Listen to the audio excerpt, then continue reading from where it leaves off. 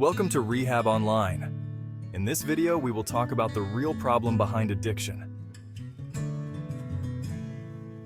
If we misunderstand the problem, we will never find the right solution. What is our problem? As quickly and honestly as you can, write or say out loud. My problem is, did you say drugs or alcohol? If you did, it's the wrong answer. The way you complete this all-important statement matters.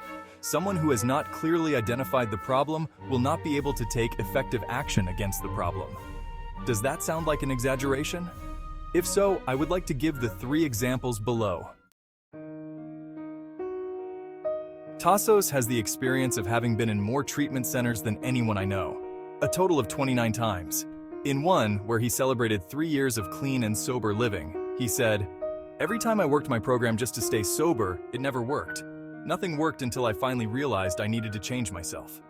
My problem was me, not just the alcohol and drugs. I must have heard this 1,000 times during all the years of use.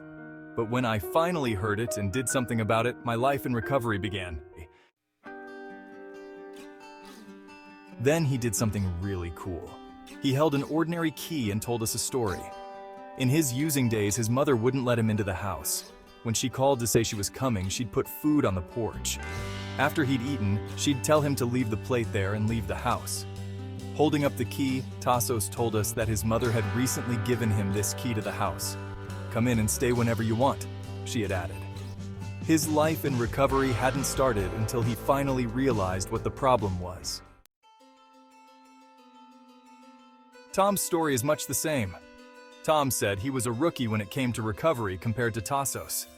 He had tried 8 times in recovery programs. He said his moment of clarity was when he finally realized the truth. "I realized I had to take care of the alcohol first, but then I had to take care of the guy who was drinking all that alcohol." While still in high school, Tom had his first accident, drunk driving, and spent 30 days in the hospital.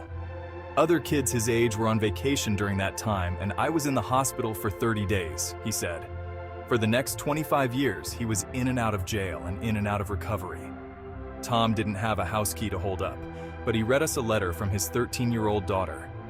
In part, it said how proud she was of him, and how happy she was that he had found himself so he could finally be her daddy and she could be his daughter.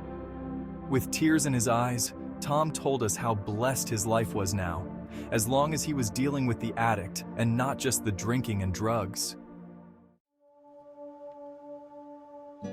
Peggy has been diagnosed with both chemical dependency and bipolar disorder. She says her condition is like a toxic bowl of snakes, meaning it's hard to tell where one condition begins and the other ends, like a strawberry that's both red and sweet.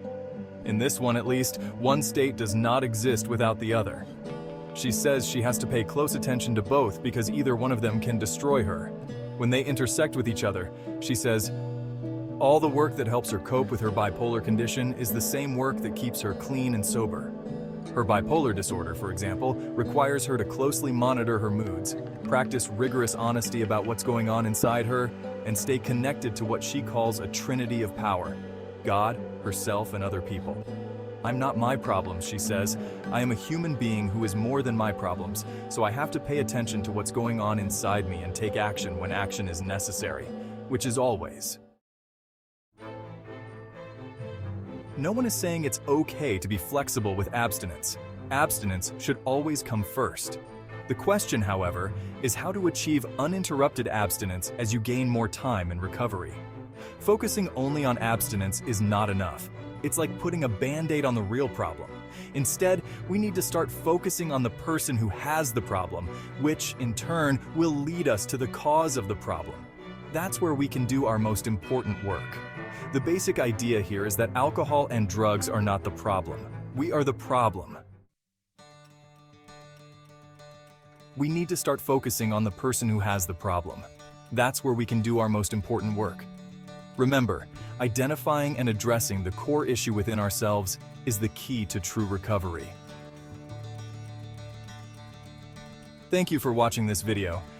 Don't forget to subscribe to our channel. Most important, share the video. Share the message to recovery.